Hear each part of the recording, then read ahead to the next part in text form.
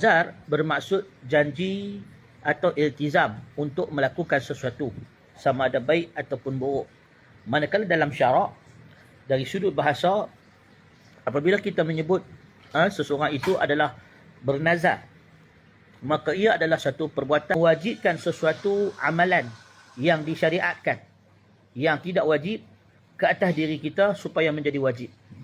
Maka dari sudut syarak, nazar bermaksud mewajibkan sesuatu ibadah yang sunat ke atas diri kita untuk menjadikan ianya sebagai wajib.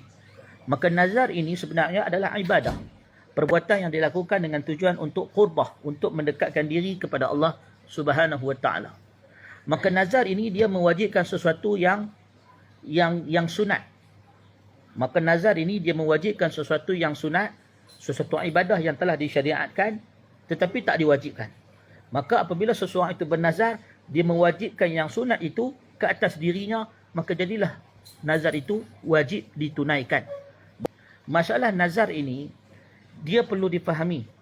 Dari sudut maksud syarak, ialah mewajibkan sesuatu yang disunatkan.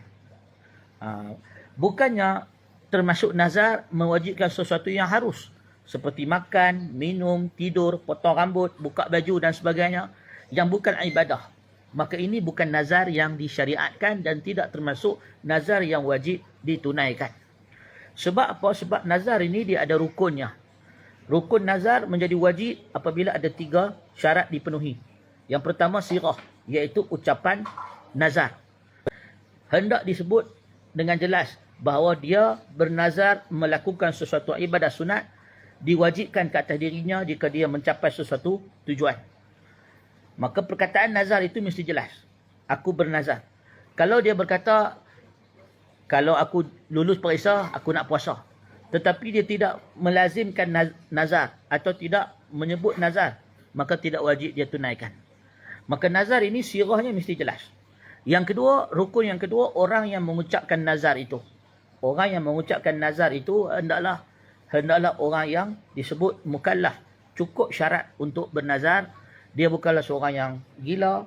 Dia hendaklah seorang yang waras, mukallaf, seorang yang sihat, seorang yang mampu menunaikan apa yang dinazarkan. Dan perkara yang ketiga, al-manzur, sesuatu yang dinazarkan. Apa yang dinazarkan itu hendaklah sesuatu ibadah yang disunatkan dalam agama. Bukanlah sesuatu benda yang haram dan bukan pula sesuatu benda yang sia-sia. Ini kerana di dalam hadis Nabi SAW, Nabi telah bersabda, tidak ada nazar dalam perkara yang bermaksiat kepada Allah Subhanahu wa taala. Di dalam benda-benda maksiat tidak ada nazar. Nazar ni maknanya kita berazam nak buat satu ibadat, kita wajibkan yang sunat atas diri kita supaya menjadi wajib. Jadi amalan bernazar untuk membotakkan kepala kalau pasukan bola yang dia sokong menang, bernazar untuk berjalan kaki ke suatu tempat yang jauh, balik kampung dari Kuala Lumpur balik kampung ke Kelantan jalan kaki, itu bukanlah ibadah dan ianya bukan nazar yang disyariatkan, dan ianya termasuk dalam perkara yang lara, yang sia-sia. Yang mana Allah Subhanahu wa taala berfirman di dalam Al-Quran, wallazina hum anil lahwi mu'ridun. Ciri-ciri orang yang beriman itu orang yang menjauhkan dirinya daripada perkara-perkara yang lara. Kerana asal hukum nazar itu makruh menurut majoriti para ulama. Bahkan ada yang mengatakan nazar itu sebenarnya ditegah. Jadi sebab itu dalam hadis Abi Hurairah dan banyak lagi hadis-hadis Nabi banyak berpesan, la tanzuru. Maknanya tak perlulah kamu bernazar. Fa inna nazra la yughni minal qadri syai'an. Kerana nazar ini tidak dapat menolak takdir sedikit pun. Jadi banyak dalil-dalil yang disebut oleh Nabi SAW yang menunjukkan hukum asal nazar ini sebenarnya tidak ada keperluan. Bahkan ianya adalah makruh dan dibenci.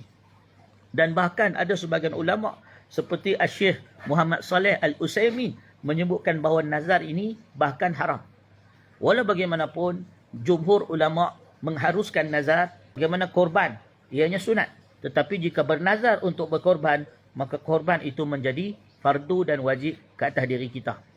Begitu juga puasa sunat. Ianya puasa yang sunat.